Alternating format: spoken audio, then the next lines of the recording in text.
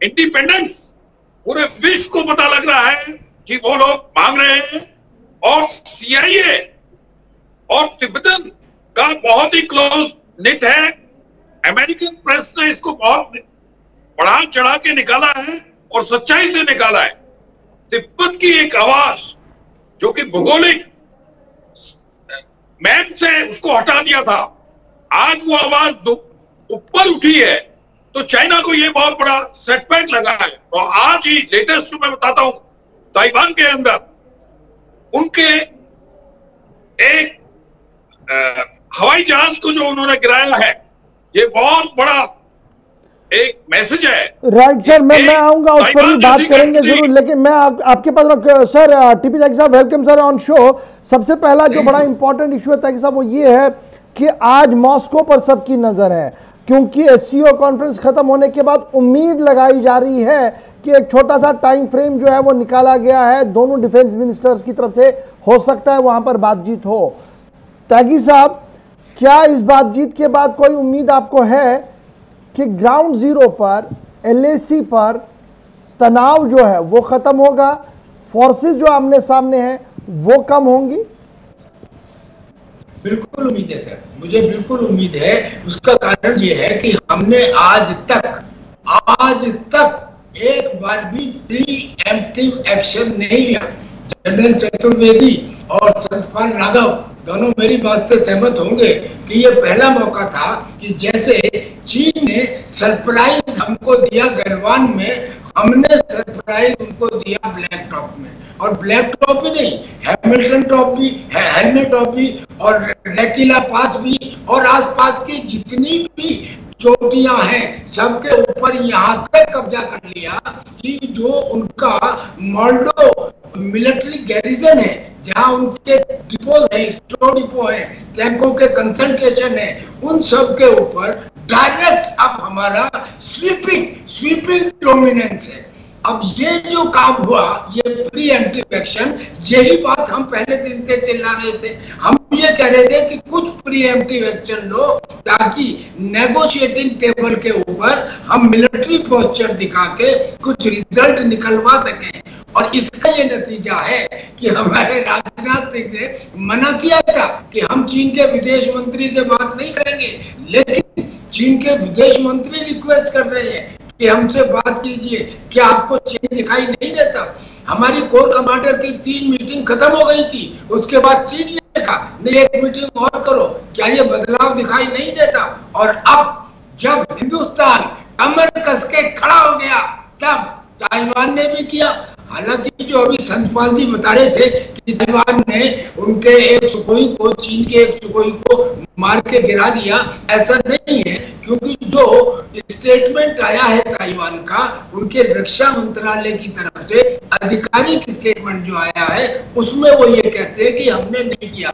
हो सकता है किया भी हो और स्टेटमेंट इसलिए दिया हो कि ये फ्लेयर टेंशन ना बढ़े। बिल्कुल बड़ी चीजें इसमें हो सकती है, लेकिन मैं आऊंगा इस पर। ये जब मॉस्को की जब हम बात करते हैं और मॉस्को डिप्लोमेसी की मैं बात कर रहा हूं, वहां से एक और बड़ी खबर भी आ रही है। वो खबर क्या है, जरा फटाफट से उसको प्ले कर दीजिएगा। दूसरी बड़ी खबर जो इस वक्त मॉस्को से आ रही है वो ये है कि जनाब लगातार भारत की तरफ से एक रिक्वेस्ट की गई थी अपने दोस्त मुल्क रशिया से कि पाकिस्तान के लिए इस बार हथियार ना दिए जाएं। ये ऑफिशियल कम्युनिकेशन था बिटवीन इंडिया एंड रशिया। उसका क्या कुछ नतीजा हुआ है वो बड़ा इंपॉर्टेंट है, क्योंकि माना जा रहा है कि बिल्कुल भी कोई भी हथियार पाकिस्तान को नहीं दिया जाएगा रूस की तरफ से। मॉस्को डिप्लोमेसी का ये एक बहुत बड़ा यू टर्न माना जा रहा है कि रूस मान रहा है कि पाकिस्तान को वो कोई भी हथियार फिलहाल नहीं देगा, ये रूस का मानना है। और राजनाथ सिंह ने अपने काउंटर पार्ट से जब बातचीत की तो किस मसले पर की? AK-203 राइफल, जो बड़ी इंपॉर्टेंट राइफल आर्मी के लिए है, और उस पर यह कहा गया कि इसको जल्दी से जो है वो डिलीवर करवाया जाए। और ये पूरा मामला जब बहस में आया तो वहीं पर यह रिक्वेस्ट की गई थी कि पाकिस्तान के लिए रशिया हथियार ना दे, जिस पर रूस ने हाँ कर दी है।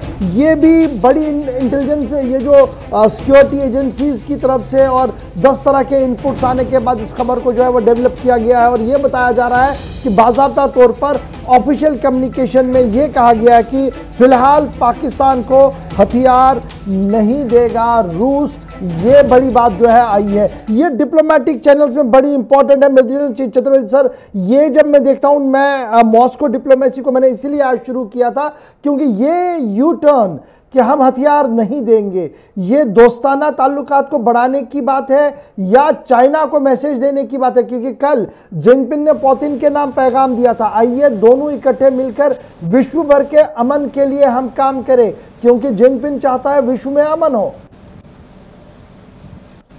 ये आप इसको जो आपने बात बोला, मैं बिल्कुल आपसे सहमत हूँ कि ये हमारी एक डिप्लोमेटिक जीत है। और शी जिनपिंग का एक ऐसा मैं आपको बताना चाहता हूँ कि इवन रशिया जो है उसको मजबूरी थी कि वो चाइना के साथ था इस दौरान 2014-15 से, जब से कि यूक्रेन वाली प्रॉब्लम आई थी और उनके ऊपर बैन लगा था, तो चाइना के साथ वो थे।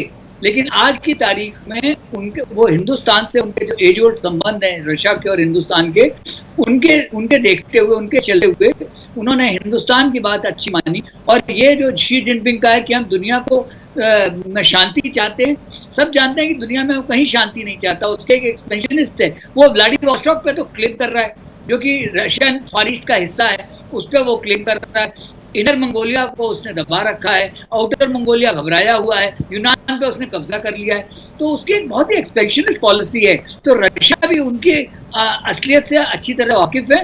इसलिए मुझे लगता है कि ये भारतवर्ष की बहुत बड़ी डिप्लोमेटिक जीत है और हमको हालांकि इस पर बहुत ज़्यादा खुश नहीं होना चाहिए, क्योंकि इंटरनेशनल रिलेशंस में सारी चीज़ें जो होती हैं क्विड प्रो क्वो होती हैं और इंटरडिपेंडेंस होती है। आज हम 203 अगर उनसे खरीद रहे हैं AK-203, तो एक बहुत बड़ा सौदा है। एक हम S-400 ड्रोन खरीद रहे हैं, वो एक बहुत बड़ा सौदा है। इन चीज़ों के जो 38,000 करोड़ का जो एक सौदा हुआ है एयरफोर्स के लिए, 21 मिग और 12 सुखोई, वो एक बहुत बड़ा सौदा है। इन चीज़ों के चलते हुए उनको भी मालूम है कि किसके साथ दोस्ती रखनी है, किसके साथ नहीं रखनी है। तो पाकिस्तान तो मतलब जिसको कहा जाए कि उसका कोई इस वक्त बड़ी बारिश चाइना के अलावा कुछ नहीं है। चाइना उनको कर्नल टिबिताजी साहब बता रहे हैं, बिल्कुल ये जी एक बड़ी डिप्लोमेटिक जीत हो सकती है और इसका इफेक्ट जो है वो आने वाले दिनों में हम जरूर देखेंगे। लेकिन जब मैं इसी पॉइंट को आगे देखता हूं और इसको और ज्यादा बड़े कैनवस पर खोल कर देखते हैं, तो चीन पाकिस्तान को कुछ चीज़ें गिफ्ट कर रहा है।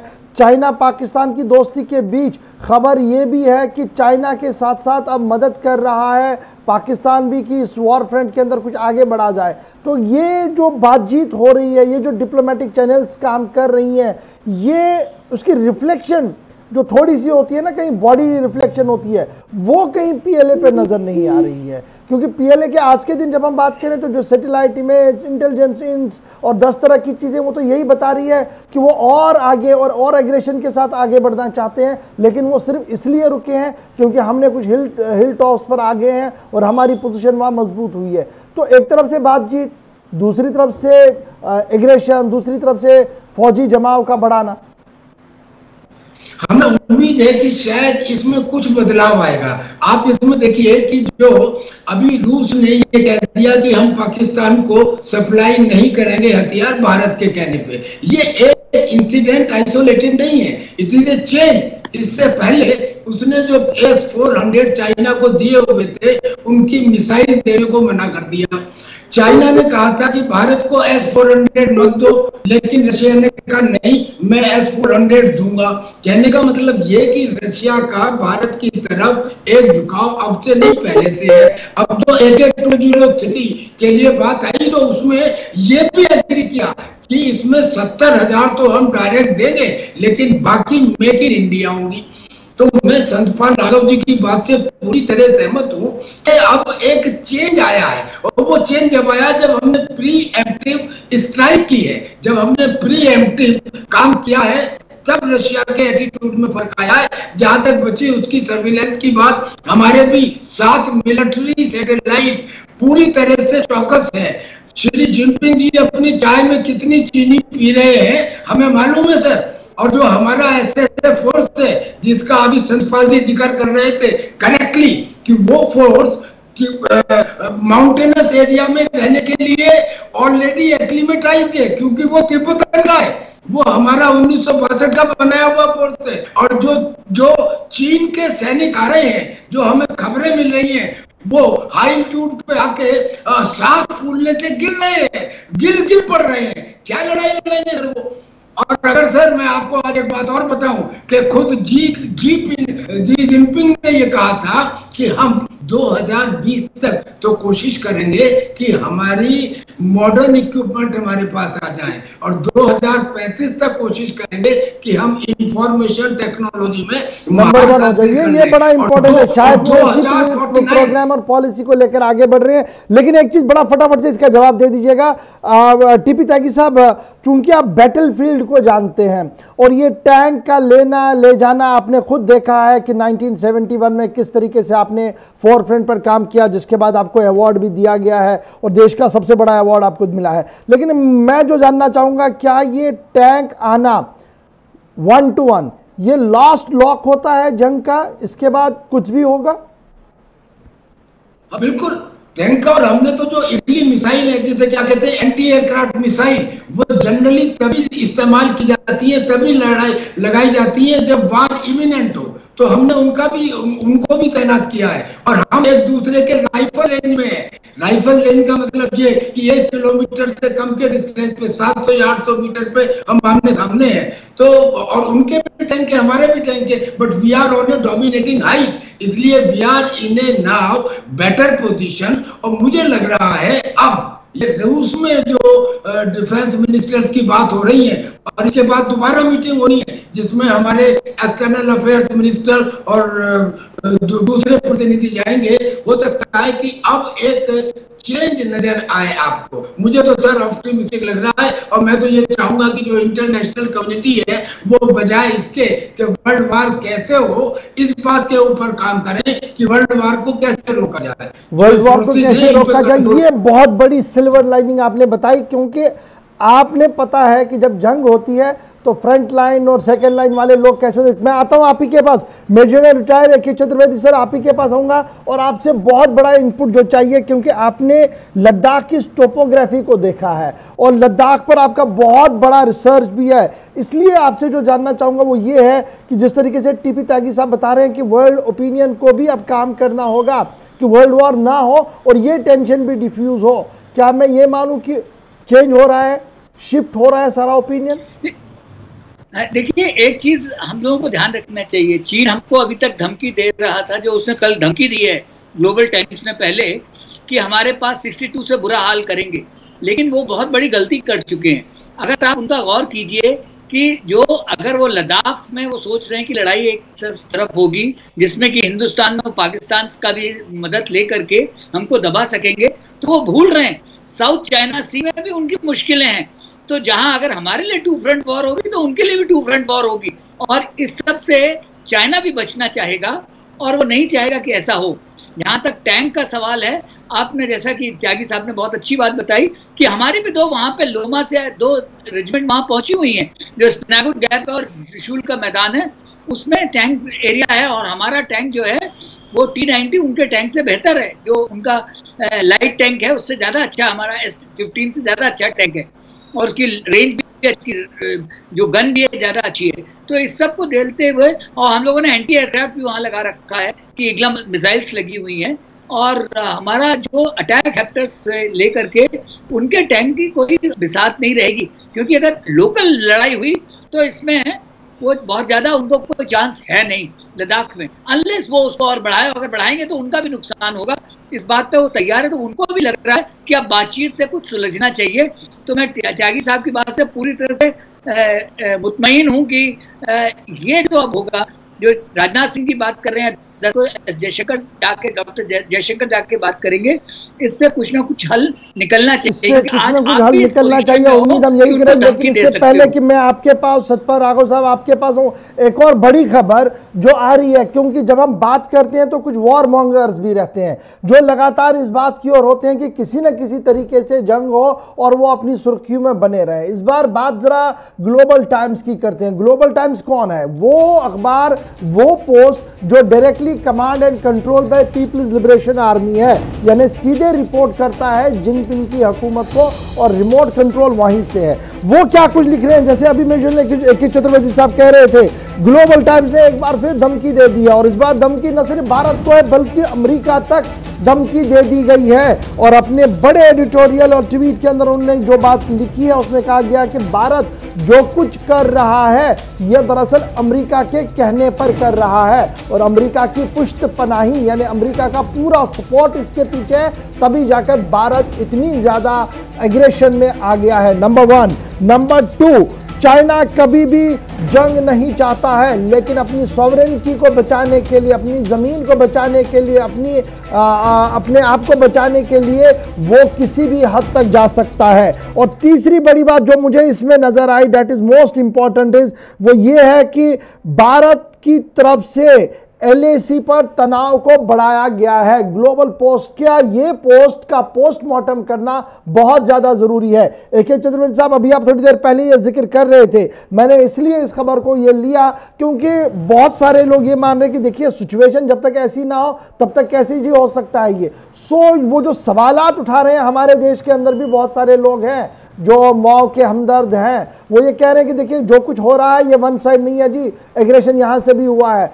ये ग्लोबल टाइम का पोस्ट क्या कुछ रिफ्लेक्ट कर रहा है, मॉस्को की बातचीत क्या कुछ रिफ्लेक्ट कर रही है, और जो ब्रिगेड लेवल की बातचीत है वो क्या कुछ आपकी नजर में है, क्योंकि ये 3 अलग अलग चीजें हैं लेकिन तीनों का संबंध LAC लद्दाख से है। इसमें जो मैं बताना चाहता हूं कि जो ये इन्होंने बोला ग्लोबल टाइम्स ने कि अपनी जमीन की रक्षा करने के लिए वो तैयार हैं, तो क्या हम लोग क्या वहां बैठे हुए आराम कर रहे हैं? हम भी तो अपनी जमीन की रक्षा करने के लिए तैयार हैं। जैसा कि त्यागी साहब ने भी थोड़ी देर पहले बताया कि फिंगर 8 के ईस्ट में शीजा पोस्ट है, 62 में हमारे पास था, तो धीमे धीमे करके पिछले 60 साल में वो आगे बढ़ते चले जा रहे हैं। तो वो हमारी जमीन पे कब्जा करें तो वो कोई नहीं, वो अपनी जमीन पे कब्जा कर रहे हैं। जैसे मैंने बताया कि LAC उन्होंने जानबूझ के डिफाइन नहीं किए। 1996 में मैं आपको याद दिलाना चाहूंगा, जबकि वो पैक्ट हो रहा था तो उसमें जो उस वक्त के ADG-MO थे जनरल शिकेतकर, वो लिख के ले गए एग्जिस्टिंग LAC। चाइना ने ऑब्जेक्ट किया क्योंकि वो LAC को एम्बिगुअस रखना चाहते थे, क्योंकि एम्बिगुअस है तो आगे कब्जा कर सकते हैं, तो उस पर उन्होंने आने नहीं दिया। तो आज की तारीख में भी LAC उनका परसेप्शन है, हमारा परसेप्शन है, तो हम अपने परसेप्शन से जाएंगे, उनके परसेप्शन से क्यों हम जाएं? तो इसमें ना कोई वॉर मॉन्गरिंग है, हम तो अभी भी बातचीत को तैयार है। हम शुरू से, उन्होंने हमारे साथ बहुत बड़ी एक जिसको कहते हैं धोखाधड़ी की 15 जून को, जबकि उन्होंने 20 जवानों को शहीद किया, फिर भी हम बात करते रहे उनसे। तो वो हमसे क्या उम्मीद करते हैं कि वो घुसते रहे और हम आने देंगे उनको? अरे भाई, हम तो हिंदुस्तान की सर, ये जो ग्लोबल टाइम्स का बॉपू लगातार बजता रहता है और मेरे ख्याल से ये तभी कुछ लिखता है जब ऊपर से कोई आदेश आता है। ये पहले लिखना कि देखिए आज मीटिंग होगी, हमारे पास कंफर्म खबर है, सबसे पहले ट्वीट तो उन्होंने ही किया है। बहरहाल मैं इसमें नहीं जाऊंगा। जो 2-3 चीजें वो बता रहे हैं कि हम एग्रेशन नहीं करते हैं जी, हमारे ऊपर थोपा जाता है, हमारी लाइन ऑफ परसेप्शन जो है वो फिंगर 8 है, वो फिंगर 4 है, ये तो बहुत पुरानी कहानी है। आप लोग कभी नक्शा देंगे नहीं, हम बार बार आपसे बातचीत तब भी करेंगे, तब भी उल्टा हाथ हम पर पड़ेगा। शायद ये आज के दिन में अब भारत ने क्लियर कर दिया कि हम ये चीज बर्दाश्त करने के लिए नहीं है। अब आपने अगर बात करनी है तो to the point, on agenda बात होगी जी। अगर आप देखिए, चीन के अंदर आज उनका इंटरनल प्रॉब्लम है, उनका GDP नीचे आ गया है और लोगों की जो पैरिटी है, परचेजिंग पावर है, वो नीचे आ गई है। इससे वहां पे अनरेस्ट हो रहा है। पार्टी के जो है वो भी खिलाफ लोग जा रहे हैं, नंबर 1। उसको ये काउंटर करने के लिए ये सब नैरेटिव बना रहे हैं। नंबर 2, अगर चाइना के आप देखें उसके नेबर्स जो है 14 कंट्रीज है, लेकिन आप टेरिटोरियल डिस्प्यूट देखिएगा, उसके 26 देशों के साथ में टेरिटोरियल डिस्प्यूट है। नंबर 3, अगर हम इंडिया की बात करें, हम एक शांति प्रिय देश है, हमने कहीं कोई एग्रेशन नहीं दिखाया। इन्होंने एक्सरसाइज करने के लिए आए थे अप्रैल के अंदर और मई में जो इन्होंने इंकर्शन किए, स्किप किए हैं, ये क्या दर्शाता है? जब 29 और 30 की रात को हमने जो कार्रवाई की और हमने डोमिनेटिंग स्थिति में है, आज वो हमसे बात करने के लिए तैयार है। और ये चाइना की पहल है, इंटरनेशनल फोरम पे वो इंडिया के साथ बात करना चाहता है।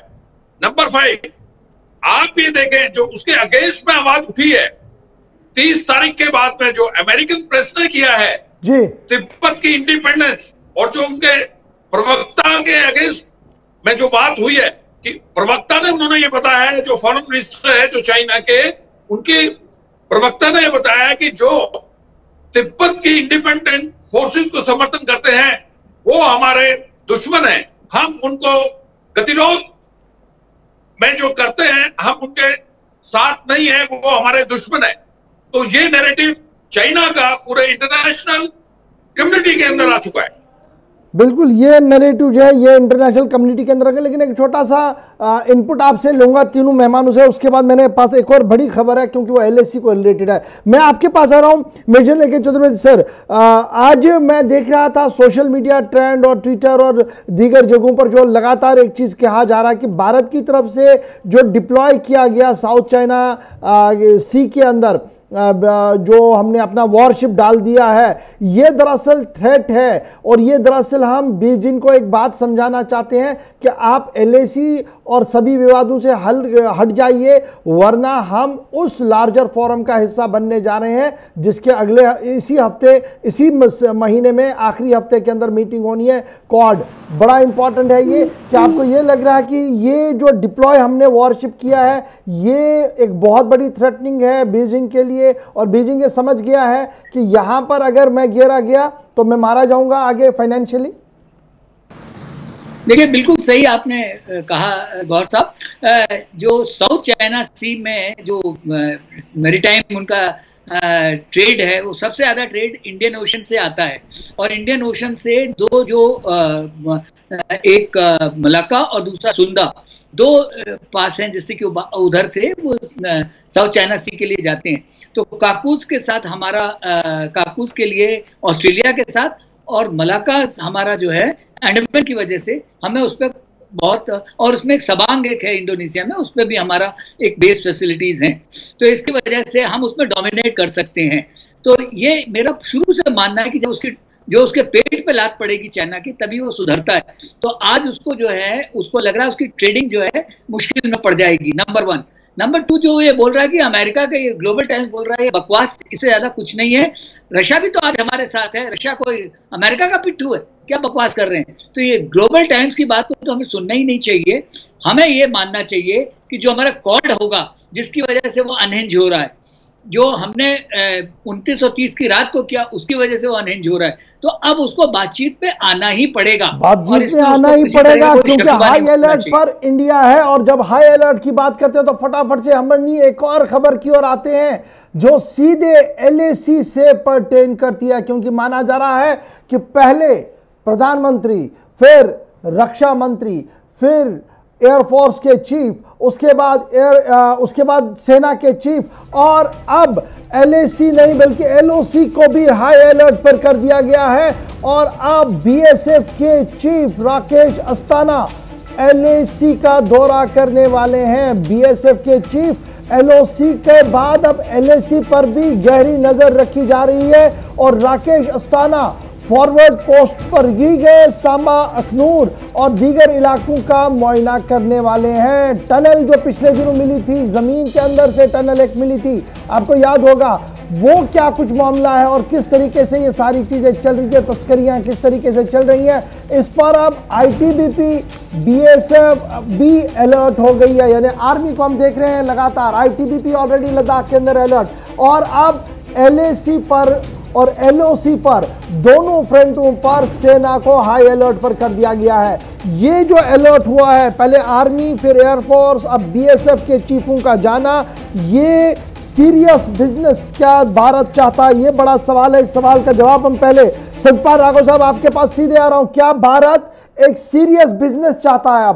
अब उधर इधर की नहीं, सीधी सीधी बात। क्या भारत ने यह ठोस मैसेज दे दिया कि जो भी है हर हाल में हम अलर्ट है? क्योंकि आज खुद सीडीएस ने कहा कि 24/7 और 12 महीने अब एलएसी को नजर में रखा जाएगा, किसी तरीके की कमी नहीं होगी। जी देखो, हम भारत की भौगोलिक संप्रभुता चाहते हैं और उसके लिए हमारा देश और हमारी सेनाएं लास्ट दम तक बनाने के लिए, स्वाभिमान के लिए तैयार है।